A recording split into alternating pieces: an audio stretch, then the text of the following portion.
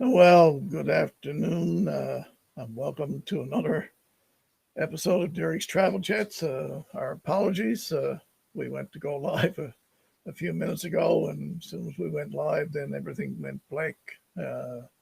Some kind of power thing happened with my computer or the internet, and all of a sudden we were on the air and off the air within a second. So my apologies, but I'm Derek Windsor, your host of the show, uh, and also the owner of E&B Travel here in St. John's, Newfoundland and Labrador in Canada. We developed this show with the intention of providing information to you, the traveling public, during this pandemic and afterwards, hopefully post pandemic. Um, this today's show represents episode number 38 for us. And if you would like to view any previous shows, I invite you to go to my website and so if we can figure out how to put the website name up there for you. There we go. That's embtravelservice.ca, and just go to the link when you get to that page, and you will be able to see the other episodes and hear about all the destinations that we have talked about over almost a year now. Uh, you can also go directly to my YouTube channel, which is just Derek Windsor, and I would invite you to subscribe to my channel, and there you will get notification of any new um, shows and when they're put up and when they're coming on, and you will also be able to review any of the past shows that we've done as well. Today we're broadcasting over a number of social media sites: Facebook, Twitter, YouTube. And again, as of last week, we went on a new one called Twitch. Still not really sure what Twitch is all about, but uh, something I do here in the chair a lot is Twitch around. So maybe that's what it's all about. Well, welcome to everybody, and whatever platform you're using, either now and when, if you're watching this as a rebroadcast, we welcome you to the show.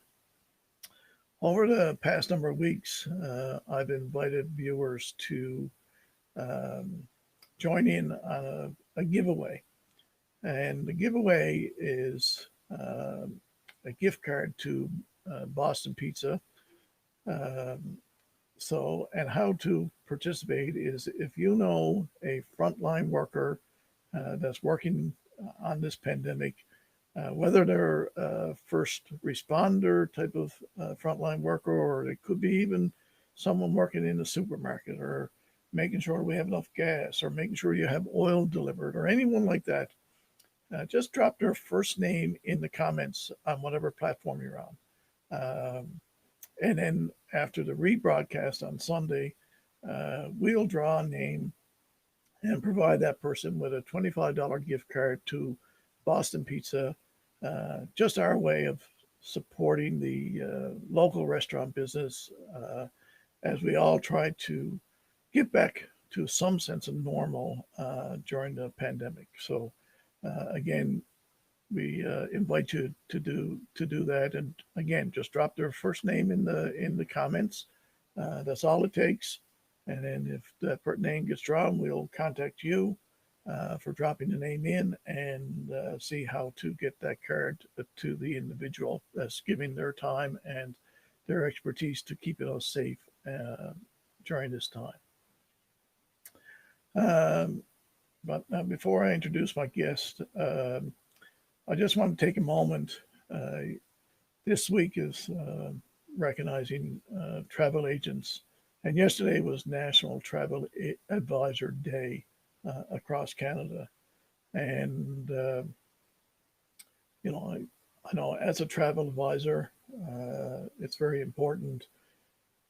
Over the last 14 months, it's been very difficult, as a travel advisor, and there's over 25,000 advisors across this country, and close to 50% of those are independent like myself. We own our own business. We have to work for ourselves. Our livelihood is dependent on providing you with good service and quality vacations. And nobody's been able to do that for the last 14 months. So um, that in itself has made a very difficult year for travel advisors. But having said all that, everybody, travel advisors are continuing to work and get ready to be able to support you in your vacation sometime in the future.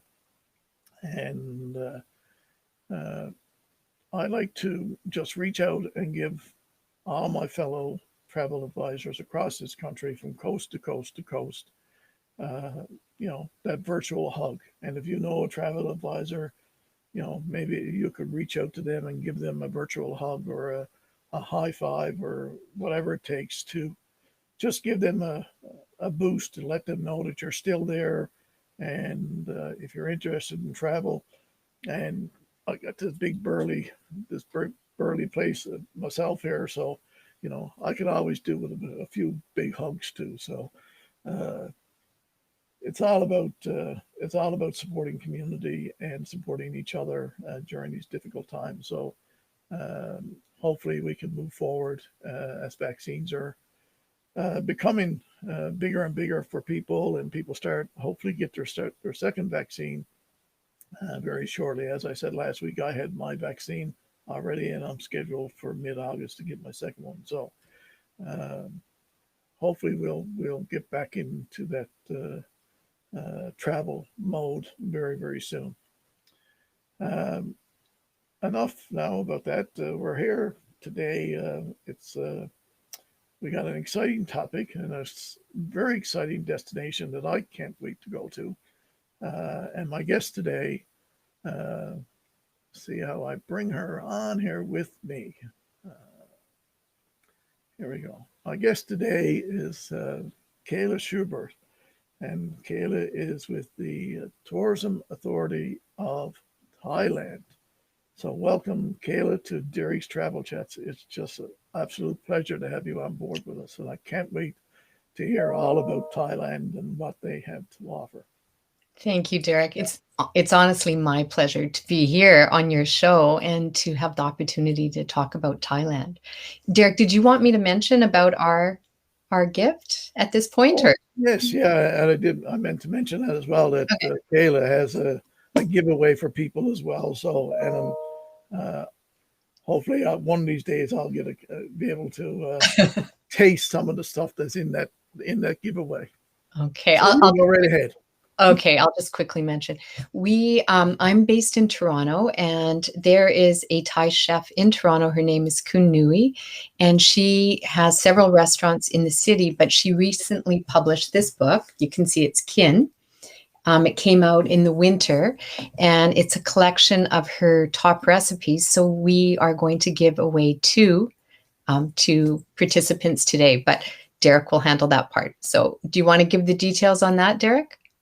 Yeah. So if you want a chance to win one of those two books, very similar to the giveaway for the gift card for our first responders and frontline workers. Uh, put your just put a comment in the comment section saying enter me for the book draw, and then we will take everybody after today's show and the rebroadcast on Sunday. Uh, we will take and we will select the name or two names. We'll make contact with you and make arrangements to have the books delivered to you. So that's how we'll take care of that. Oh, I forgot to mention for everyone that the books came off the press. I think it was probably around November, and we had Kunui come to our office, and she has autographed each one. So it's a personally signed edition. Just Excellent, excellent. okay. I'm sure it'll be a great keepsake, and And whoever gets it has to invite us for dinner. there you go. Okay, that's part of the condition. Perfect, perfect. All right. So Kayla, we're all, as I said in my opening, and now for the last year. I mean, it's life has been all about the pandemic. So, and I know the country of Thailand has been no different than anybody else in the world. So, how are they coping with COVID-19 and preparing to reopen? Well, I would say very early on, when in 2020, when the pandemic first occurred, Thailand actually was very proactive in implementing safety and health protocols. They established something it was called SHA, Safety and Health Accreditation. And what they did, it was done in conjunction with the private and public sector. And they launched this accreditation where any service provider involved in tourism had to adhere to very strict, I would say criteria in order to achieve this accreditation. And right now they have over 8,000 companies that have achieved this status. So they realized, I think, very early on how important safety and health was.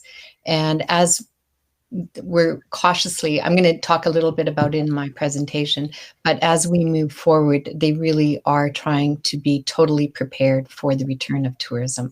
So yeah, that's in terms of COVID. They did exceptionally well, I guess, when you compare it to many other countries, even Canada. Up until about, I'd say 2 months ago, they had less than 100 deaths. And that's quite remarkable when you think of a population of over 67 million. But more recently, the numbers have started to go up. So they have a lot of quarantine measures in place and restrictions, similar to what we're doing in Canada, just to prevent the further spread of it. But up until recently, their numbers were exceptionally good. That's good to hear. Yeah. And hopefully, whatever the numbers that are taking place there now, hopefully it won't get out of control in any that they can nip it in the bud, so to speak, fairly quickly, so that we can all get a chance to get over to Thailand. Now, for you, it's to return over there. For me, would be my first time as soon as I can get there. But hopefully. Yeah, one thing I would mention is that in Asia, most countries, including Thailand, wearing masks is very easy for them. Like when they implemented their measures back in 2020, people instantly adhered to that policy of wearing masks. Where here it was like, well, okay, do we need to do this? It's just very different. So right now, those measures are still very actively in place there. So, yeah. Okay. So I know you want to tell us all about that. I do. Wonderful place of Thailand. So we're going to pop your presentation on the screen for you. And yeah, I'll just tell our guests that I'm going to give you some information on Thailand, including some quick facts.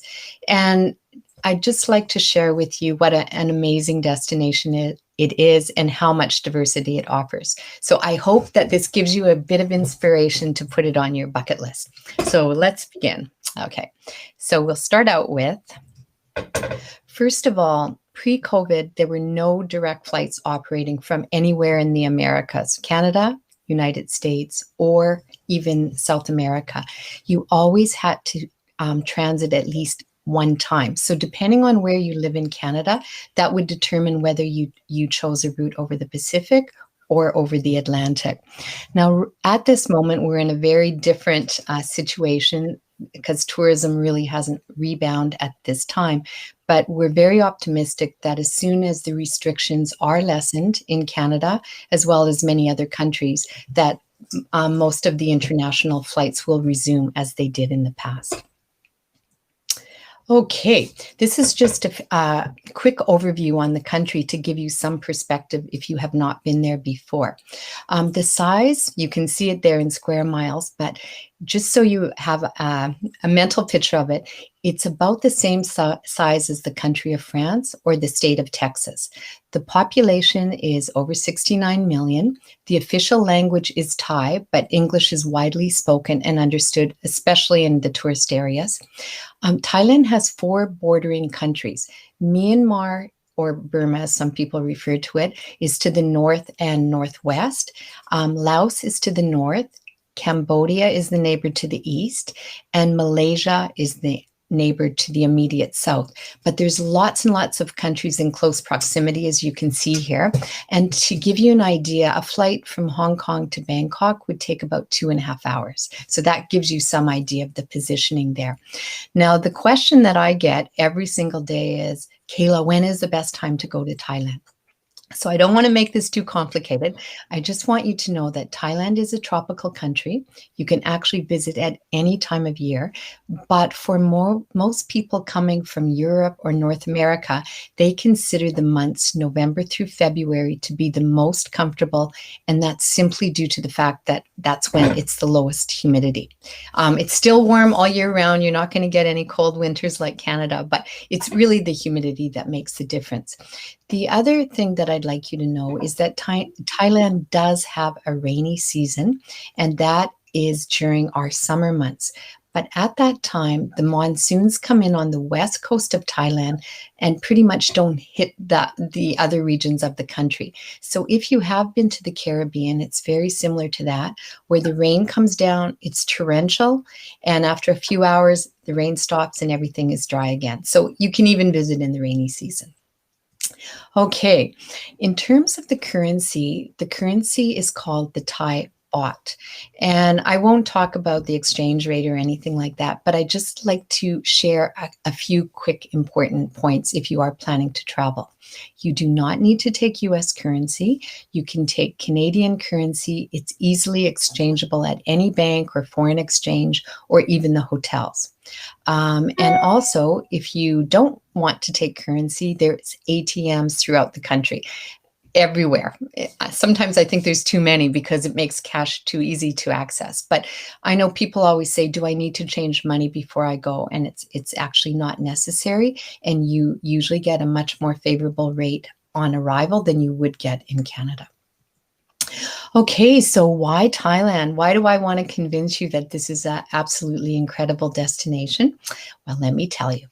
Okay, well, first of all, the Thai people are absolutely amazing. Their warm hospitality, and many, many people tell us that's the main reason that they always want to go back to Thailand. The second would be Thailand's exceptional value. I want you to know that Thailand is not necessarily the cheapest destination in the world, but it offers exceptional value at any price point for accommodation, shopping, dining. If you're on a small budget or a big budget, you're going to get great value for whatever you spend. And the number 3 reason would be the diversity that the country offers. As I mentioned, it's a very small country geographically, but every part is distinctly different. So no matter how many times you visit, you're always guaranteed to discover something new. And for me, I have been working for Thailand for over 20 years, and I can tell you, I haven't seen the whole country because every time I go, I always discover something new. But let me share with you some of Thailand's many offerings. We have over 40,000 temples. We have over 1,400 islands, 127 national parks. We have 5 UNESCO World Heritage Sites. And oops, sorry, I got ahead there. Went too fast. All right. And in terms of hotels and resorts, we have over 10,000. We also have 28 virtuoso properties. These are luxury properties scattered throughout the country. And something that you may be surprised to know is in terms of Michelin accredited restaurants, we currently have 299.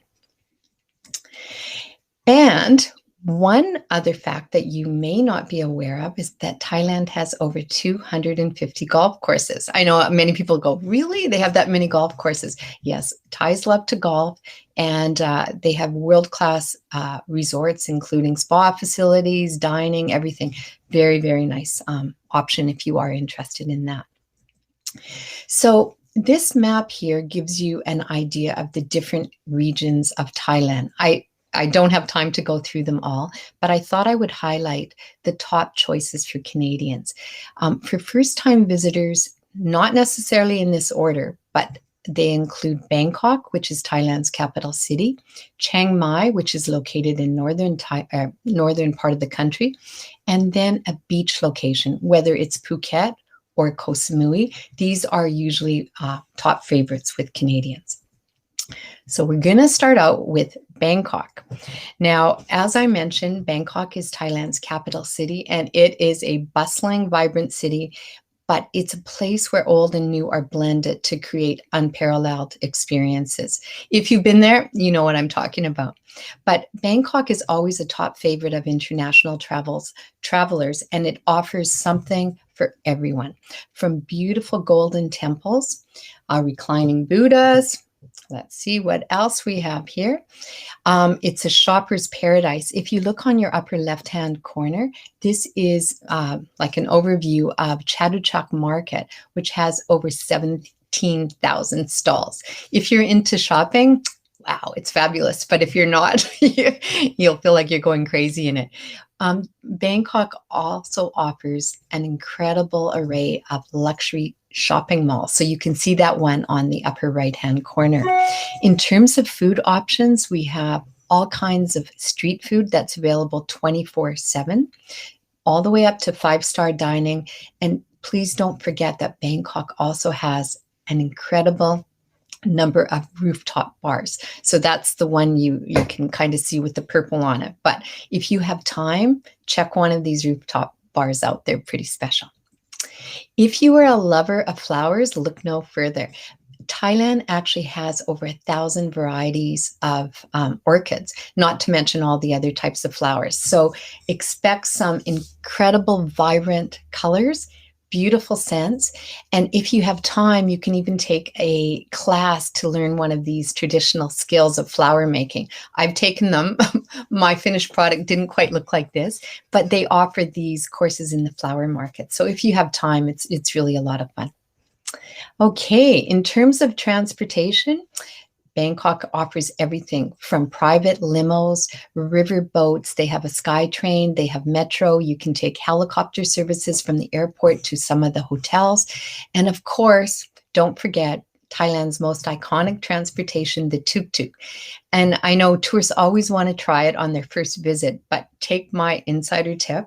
Do it in the evening when it's a bit cooler and less traffic. Once you try this, you'll remember my words, okay?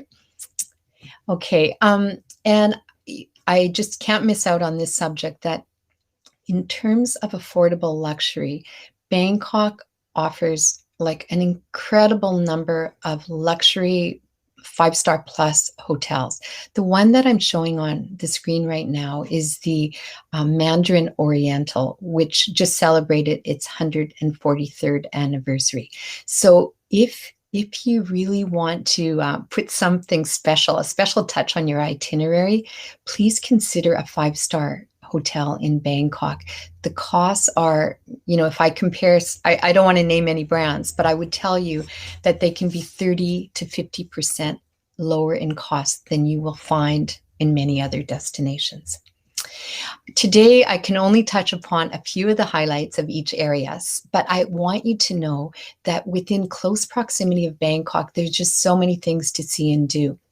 What you can see on your screen right now is the floating market, and that is located about 80 kilometers outside of the city. It's great for a one-day excursion, and on the way, you'll also get the chance to stop by some of the small local communities and see their lifestyle. They're very charming. And something that you may not know is Thailand also has an emerging wine industry. So on this excursion, time permitting, you can stop by one of the local wineries and try out some of their local creations. And then you can let me know what you think, all right? So let's see here. If we look to the north of Bangkok, there is a place called Ayutthaya, and that was the second capital of the Kingdom of Siam. It's currently a UNESCO World Heritage Site, but it gives you a wonderful overview of the country's history, their culture, and if you do enjoy historical sites, it's a great addition. Okay, now we're going to just go to the west of Bangkok. This is about 3 hours away, and you arrive in the province of Kanchanaburi. This province is famous for its national parks, its beautiful outdoors, landscapes, and of course, the famous bridge over the River Kwai. This is the area where it was during World War II. I'm sure many people are familiar with the story, but they were building the railway to connect Thailand with Myanmar. So I've been to this area many, many times, and I can say that it's very, very interesting. There's lots of sites there. There's small hotels and lots of local eateries. If you have time, consider this place. Okay, now we're going to quickly move to the north of Thailand. And today I'm just going to talk about two areas, one being Chiang Mai and the other being Chiang Rai. The north is always a favorite with many, many travelers, as well as local Thais, because in the north you have a cooler climate. This is the area that is bordered by Myanmar and Laos.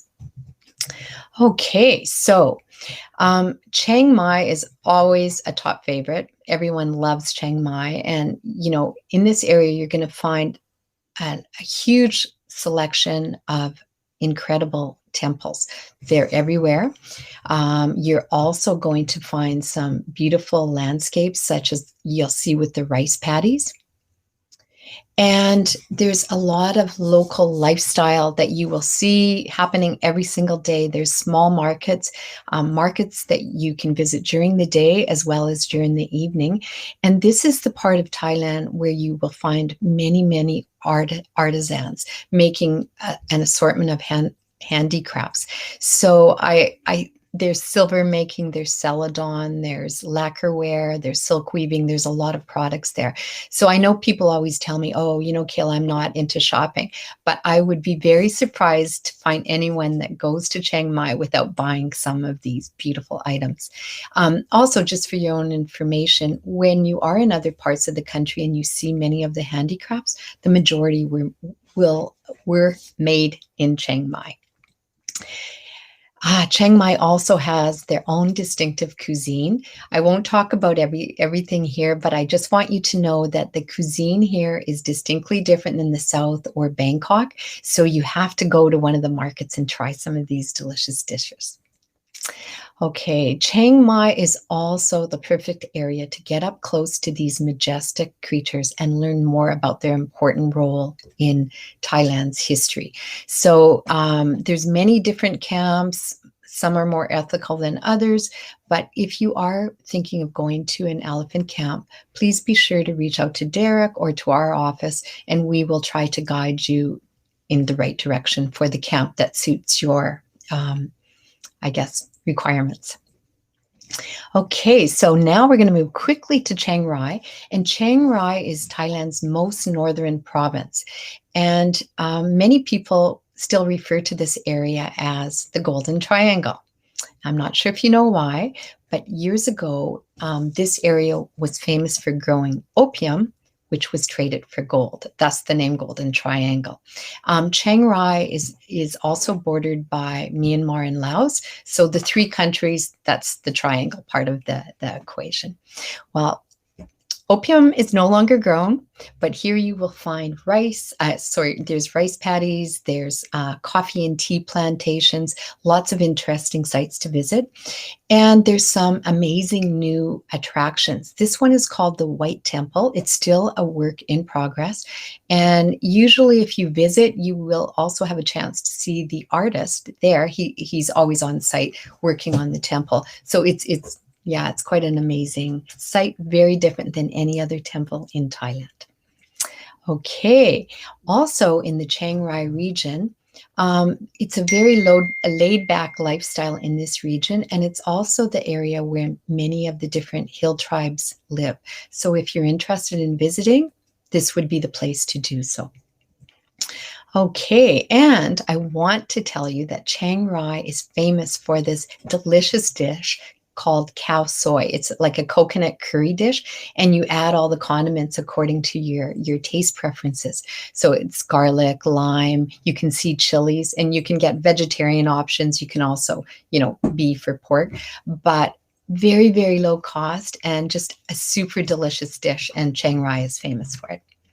Okay, so now we're quickly going back in the direction of Chiang Mai. And from Chiang Mai, if you travel south about 4 hours, you will arrive in the province of Sukhothai. This area was actually the first capital when it was the Kingdom of Siam, and it's now designated as a UNESCO World Heritage Site. This is one of my personal favorite areas of the whole country. It's just, it's something special. Besides the UNESCO historical site, they also have a lot of interesting attractions. You'll find local street art. And if you have time, you can also visit, I would say it's kind of like a must-do activity here. Go to the organic rice farm. You can learn how to plant rice, how it's processed, and you also get to stay and enjoy one of their locally prepared deals. But after you visit here, you'll have a completely different perspective when you open a bag of rice, just to learn how labor intensive it is. Yeah, this is one of my favorite activities in Sukhothai. And Sukhothai is also famous for this dish called pad thai, and I think everyone listening is familiar with pad thai. So if you're in Sukhothai, give it a shot. Okay, now we're going to quickly move down to the south of Thailand. Thailand actually has over 2,500 kilometers of coastline, and if you look at the, I'm pointing with my finger, realizing you can't see that, but if you look at the green circle on the left-hand side, this is the Andaman Sea region, and you have places such as Phuket, Koh Lanta, Krabi, and Trang. And if you look at the upper circle, more on the right-hand side, this is the Gulf of Thailand area.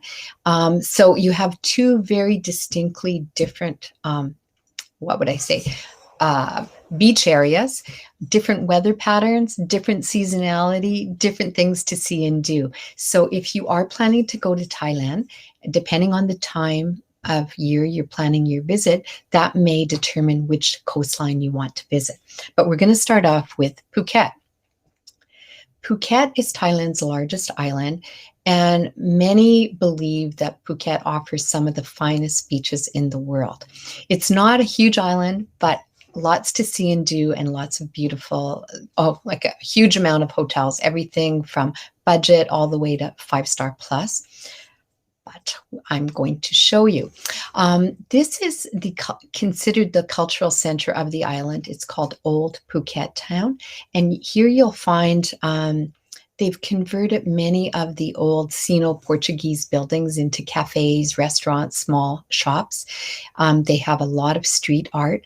But as darkness falls, the whole area is transformed into a shopping area. So you can buy all kinds of handicrafts, local things, and many, many tasty treats. So it's a fun part.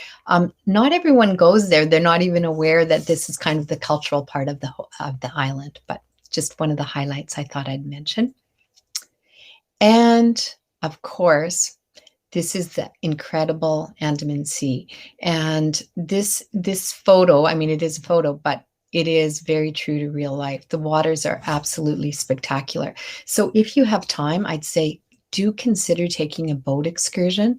You can enjoy the beautiful turquoise colors above the sea, below the sea, but the area is quite phenomenal.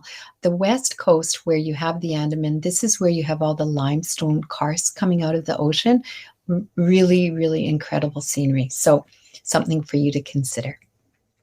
Now we're going to quickly move eastbound to the Gulf of Thailand. This is the area directly south of Bangkok. And the most well-known island is Koh Samui. I'm sure most people have heard of it. But you can even see here how the landscapes are a little bit different than what you saw on the west coast. Koh Samui became famous many, many years ago by backpackers. I'm sure many people are aware of this island. But since that time, the island really has a lot more to offer. There's a wide array of hotel accommodation, and it's become very well known also for wellness. So if you're into yoga, meditation, great choice. And all kinds of food experiences from cooking class to dining. You can cycle through and see how, various things are produced on the island, but there's a lot to see and do there.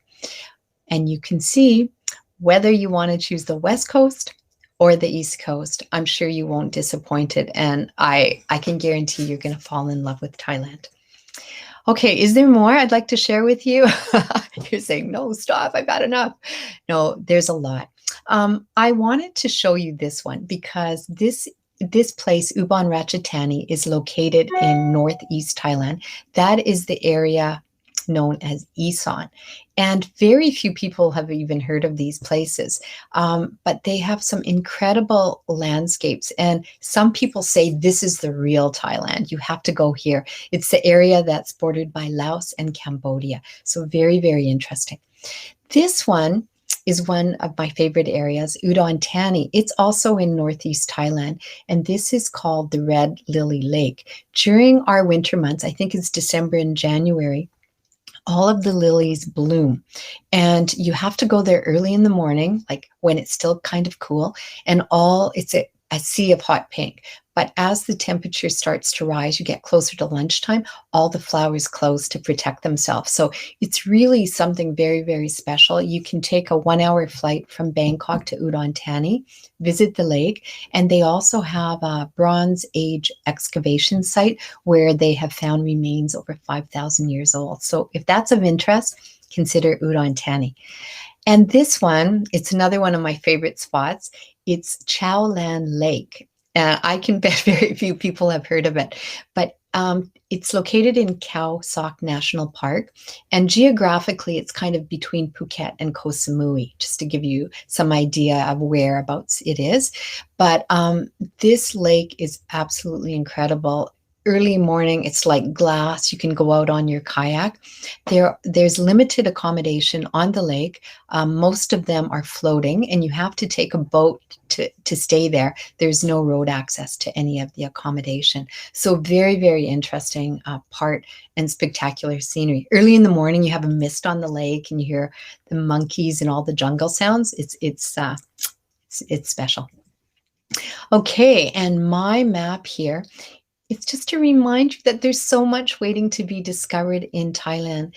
They actually estimate that over 75% of Thailand is not even visited by tourists.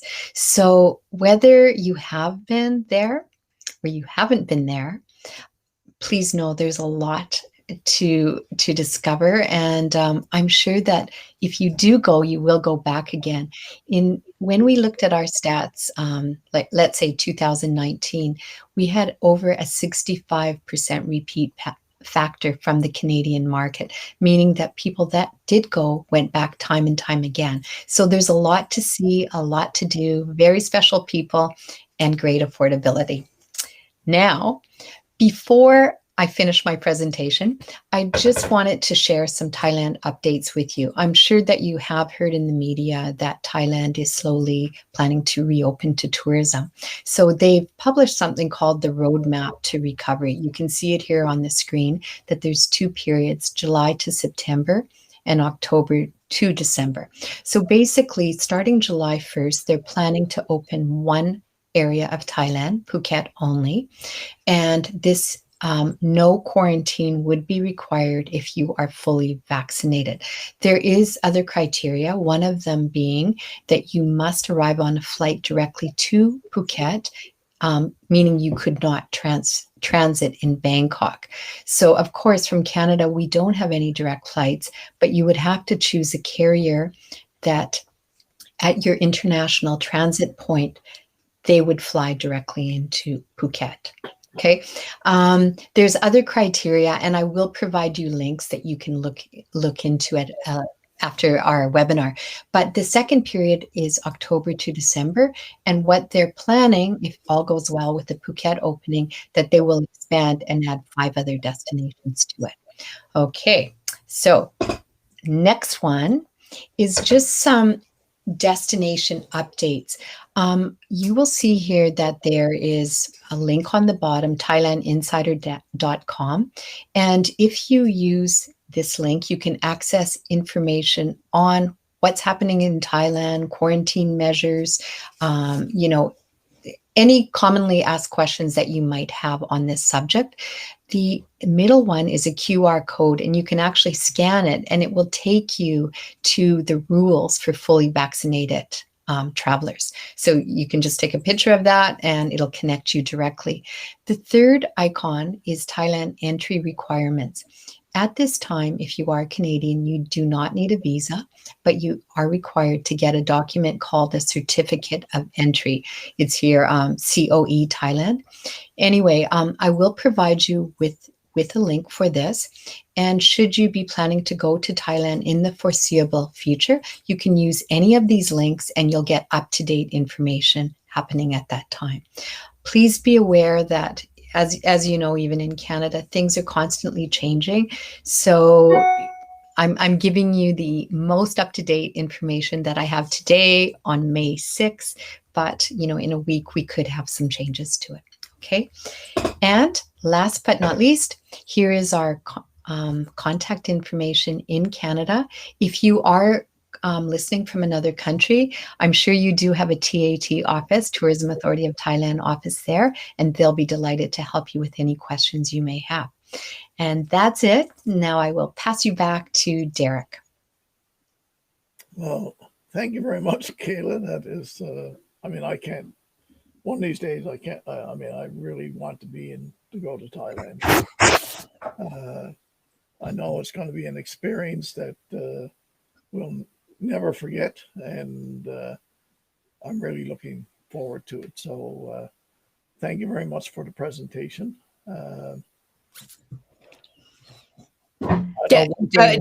Definitely my pleasure. I love Thailand, and I probably can talk too long about all the destinations, but I really just touched upon some of the main ones.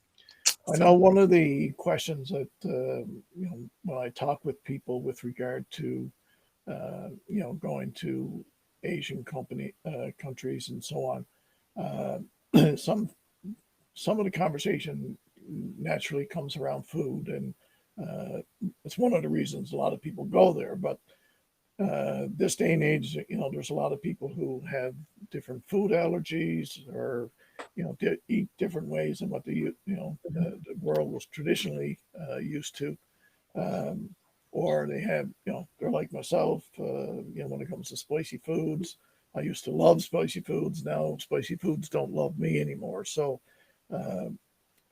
how can people prepare for, you know, a change in their diet when they go to Thailand?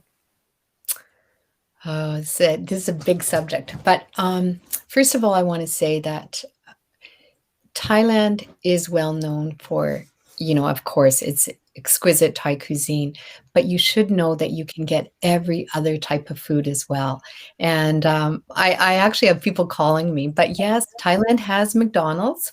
Ronald actually does a Y outside of the restaurant. There is KFC, there's Swenson's. They have something similar to Pizza Hut. So any kind of cuisine you're looking for, you can most especially find in Bangkok, Phuket, and Chiang Mai. As you get off the beaten track, it can be a little bit more difficult. But what I also want people to know is that, yes, Thai food is famous for being spicy, but they are very aware that foreigners do not have the same level of tolerance. And so quite often the chilies are put on the side so that you can add according to your taste. You know, sometimes I'm in a restaurant and they'll go like this, no, no, no, hot, hot, hot, like they already know I can't eat it. So Thailand also has an incredible amount of all kinds of fresh vegetables and fruits. Like their fruits are just another world altogether, from mangoes, mangosteens, durians. They have all these fruits that we've never even really sampled here in Canada. But people call and they'll say, well, I'm a vegetarian. Is that a problem? It's definitely not a problem. If you do have food allergies, however, then you have to think a little bit more carefully about where you're staying, because if you're staying with a hotel that has a lot of foreigners, they're totally aware of our many requests. But if you stay with a local mom and pop, you know, a tiny little place, maybe they're not so familiar. And in that case, you might have to get, like a note written in Thai saying that you cannot eat fish sauce or you cannot eat peanuts or something. But I I think it's a great destination if you are a fussy eater because there's just so many choices, really. Yeah.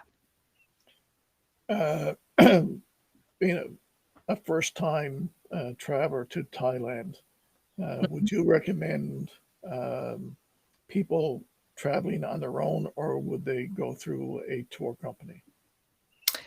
Oh my God. This is like a really common question. What I would say in all honesty, it's great to book your first trip through an agent. And the reason is it's very easy to go online and just book a hotel. That's easy.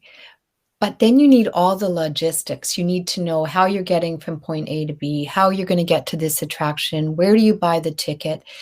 And most honestly, by the time you put all these pieces together, you it, it's kind of you're not really saving any money. You're Hmm. not. And it's not easy to do. I mean, I always think of when like people say to me, no, I disagree. But then after they come on, like say a trip with us and we have a driver drop us off in front of the Grand Palace. We go in, we see the Grand Palace. We come back, the van's waiting, we have water, we have wet towels, we're fresh. He takes us to the next point, right? And it's very, very seamless. But when you have to put all these pieces together, it's not easy. Like I've met people, I can't tell you how many times. Like I was in Phuket and we were going to one of the small islands and I met these ladies, they happened to be Canadian and they said, oh, our flight was delayed. We don't know how are we going to get to this island? How are we going to get back? How do we change our hotel reservation? Like things happen Sure. and it's not easy. So I would say, and that's sincerely from my heart, if you are going, use the services of a trusted agent that can put all the pieces and just make it a trip of a lifetime that you sit back and you enjoy. Somebody picks you up, somebody drops you off. And really, it's very, very affordable in Thailand, you know? Yeah. So that's my take on it. Excellent, excellent. Uh, do they are car rentals and that kind of thing common in Thailand? Well, car rentals are available throughout the country, but first of all, they drive on the other side of the road. Yeah.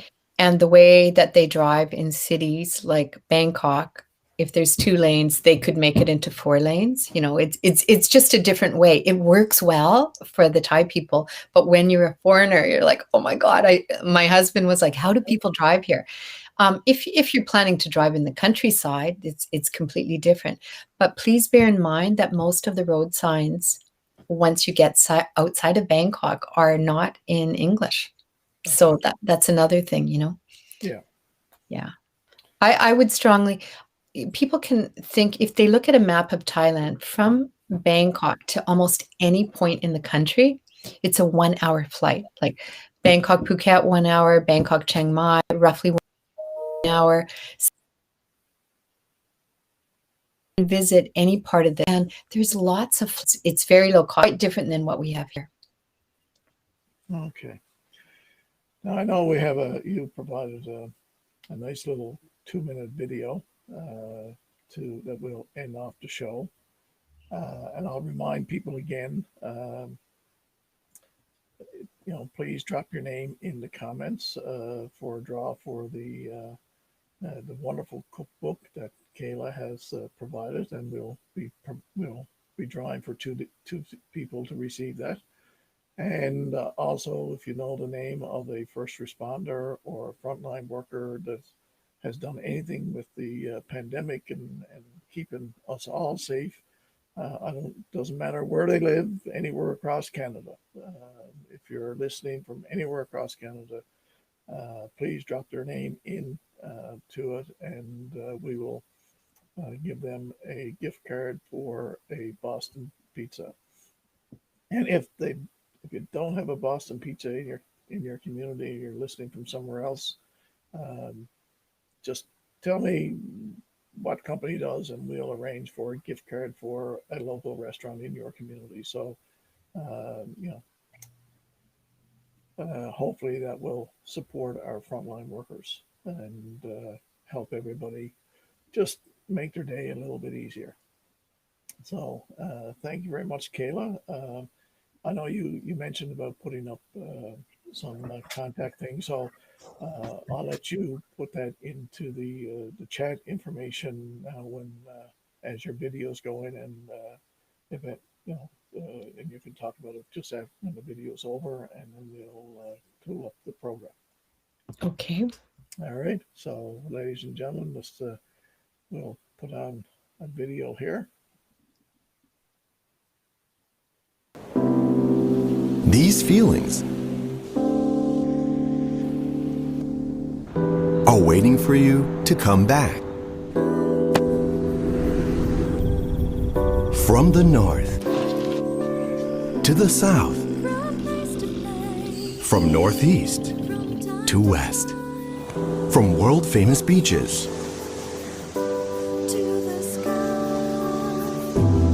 to untouched islands, from time to time, from place to place.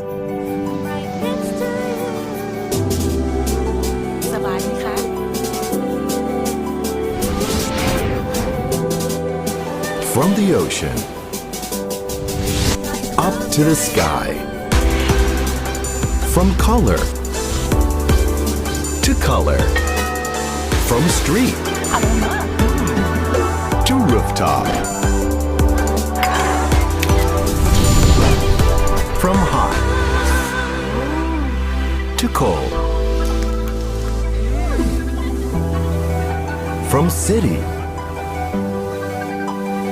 to nature, from traditional to festival, from dusk till dawn, around the clock, around the country.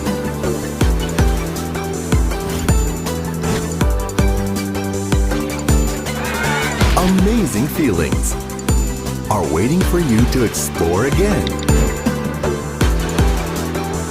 Once the world is ready. Until we meet again. Amazing Thailand.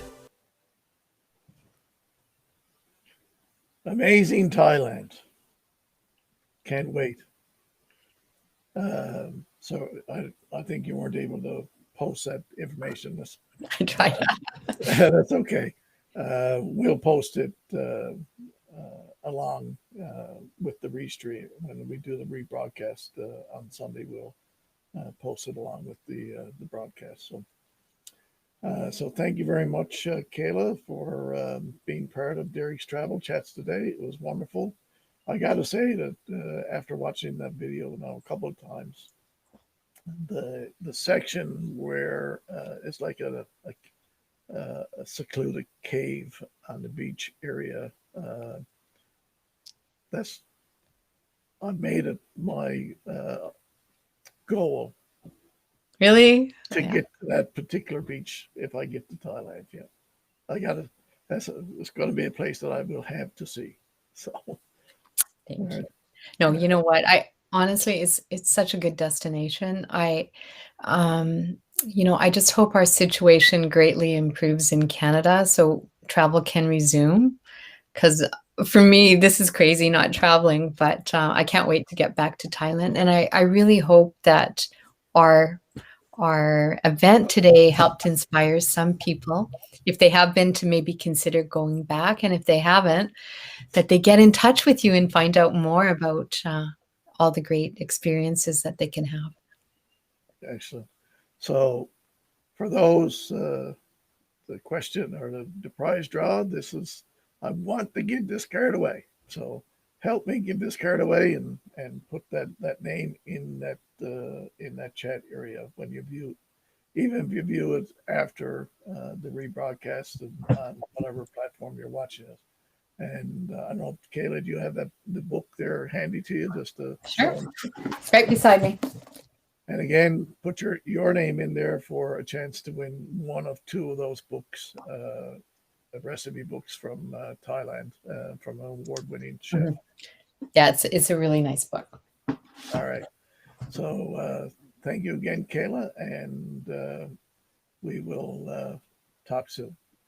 See you in Thailand. Bye. Thank you.